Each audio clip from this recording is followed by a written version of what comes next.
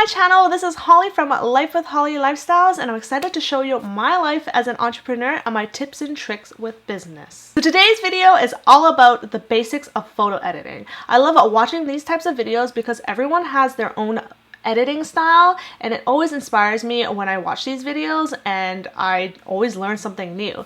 But sometimes when I watch these types of videos, I feel like it can be a little hard to understand, especially with those that have no big background on photo editing. And so I decided to create this video to show you the basic of photo editing.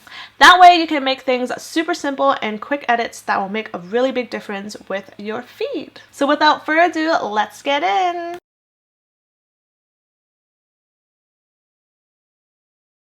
So right now I'll be showing you my phone screen right here. I'm going to use my favorite app to do any type of simple edits. It's called Lightroom CC. I believe you can get the free version. I do have the paid version. The only thing is you do have extra things that are extra features that you get, but other than that, the free version is basically all you need. So you can tell that this photo is a little bit dark and it just does not look like a bright photo that you would want to post on your social media. So the very first thing I usually go with is the lighting section. So over here you see the lighting section.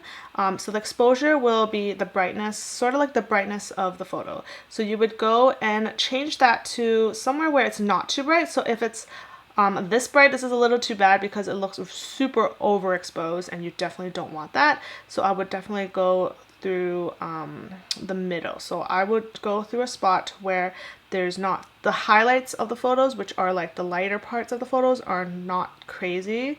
So as you see, if I post it over here, you can see that you lose a lot of the photo on the bottom of this what do you call it, shelf. So I just do it until I think it's perfect. So there's that.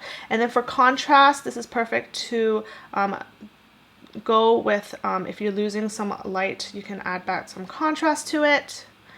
So what I always say is that you will have to play around with these photos or these buttons to figure out what you like best. Right now the highlights are really good, so I'm not gonna do too much. I'm gonna do a little bit. And the shadows, as you can see, there's a lot of shadows over here, there's a lot of shadows over here, so I'm going to bump it up a tiny bit. But you don't want to bump it too much because then your original photo, so for example, if I bumped it up all the way up, your plant is basically super overexposed. So you don't want to do that. So to just help it a little bit, you can just bump it up a little bit. Just make sure that you don't bump it too much.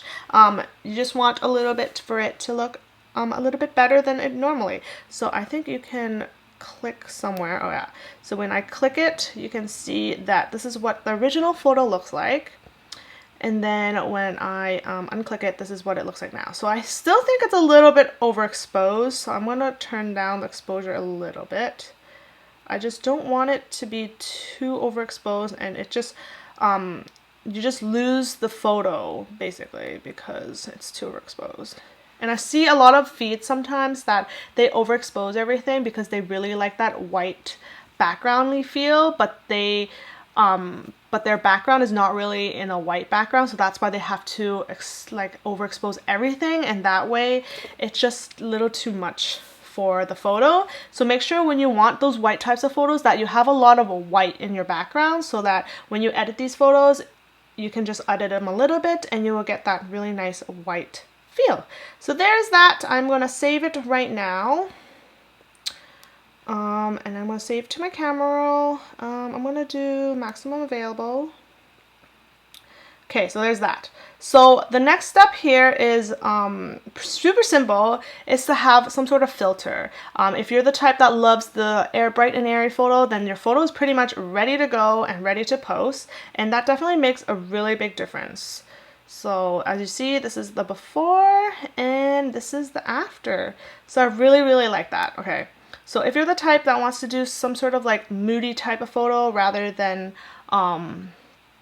the bright and airy photo, I usually would go to what you call VSCO Cam, and this one is something that everyone talks about all the time. This one's super easy to use. All you do is just press the filter you want and you're pretty much good to go. There is filters that you might want to pay for, and there's filters that are free, so it really depends on what you want for your feed. At the same time, you can also use the editing tool, so it also has the exposure, contrast, and everything, but I do like using it in Lightroom first because Lightroom just keeps everything with you. But there's that. So now I'm gonna go and pick a filter that I like. So this one's pretty good, this one's pretty good. It really depends on what you want for your photo, and what I recommend is if you choose that filter, you should stick with it. And every time you post a photo and you want to use a filter, you basically use the same exact filter. I usually don't bump up the filter all the way to the top. I usually go maybe between 7 to 9 to be safe, because you don't want it to be too intense. So there's that for that filter right there, and then you can just save. So that is my very super quick Instagram tutorial. I usually do the top 3 things, which are brightness and contrast, or brightness slash exposure, contrast, and if you want, you can do temperature. That one is to do if you want a warmer photo or a cooler photo. That's super easy to use. It depends on what you need. So usually the very first step is to figure out what you want for yourself, what photos you want to do, what filter you want to use, and then just keep and do the exact same thing for every single photo so you can keep the cohesive feed that you always wanted. And yeah, so that is it for this video. Don't forget to like and comment down below any other videos you would like to see. Don't forget to follow me at Life with Holly Lifestyles on Instagram, and I will see you in my next video. Bye!